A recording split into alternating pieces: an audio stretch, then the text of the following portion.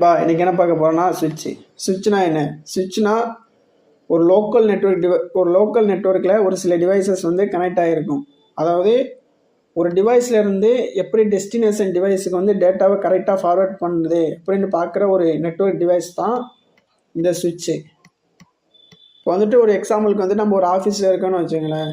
நம்ம ஒரு ஆஃபீஸ் வச்சுருக்கோம். இப்போ அந்த ஆஃபீஸில் வந்துட்டு ஒரு 4 டிவைஸ் வச்சுருக்கோன்னு வச்சுங்களேன்.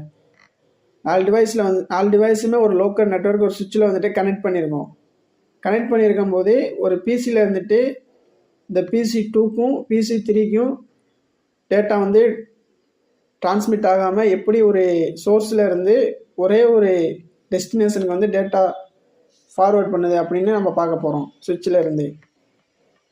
இப்போ வந்துட்டு நண்பா, ஒரு PC2ல் இருந்துட்டு ஒரு பிரிண்டருக்கு வந்துட்டு ஒரு டேட்டா எக்ஸாம்பிளுக்கு வந்துட்டு ஒரு டேட்டா வந்துட்டு ஃபார்வேர்ட் பண்ணுறோம்.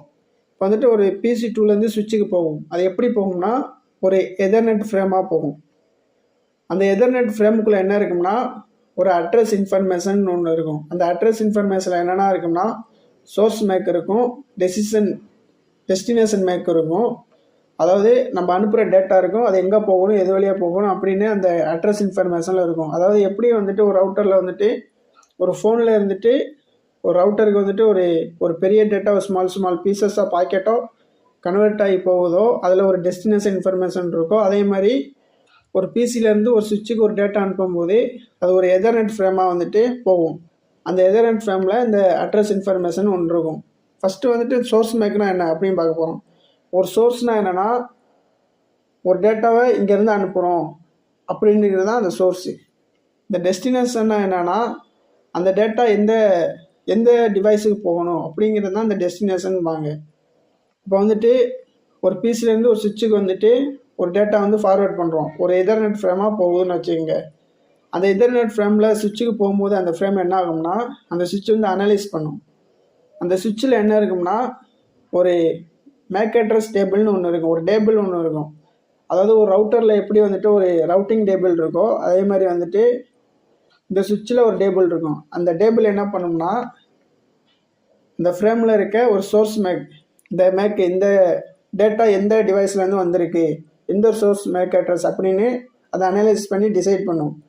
இந்த டேட்டா வந்துட்டு எந்த ஒரு டெஸ்டினேஷனுக்கு போகணும் அப்படின்னு வந்துட்டு இந்த டேபிளில் வந்துட்டு அனலைஸ் பண்ணி இப்போ ஒரு PC2லேருந்து வந்திருக்கு, போர்ட் 1 வழியாக வந்துட்டு இந்த டேட்டா வந்து ஃபார்வேர்ட் ஆகி நமக்கு வந்துட்டு சுவிட்சுக்கு வந்திருக்கு. இப்போ சுவிட்சிலேருந்து எப்படி அந்த டேட்டா வந்து பிரிண்டருக்கு போகும் அப்படின்னா அந்த டேபிளில் வந்துட்டு அனலைஸ் பண்ணி இது இந்த மேக் அட்ரஸ்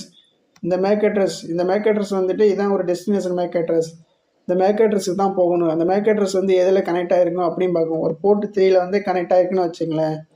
அந்த போர்ட் 3 வழியாக அந்த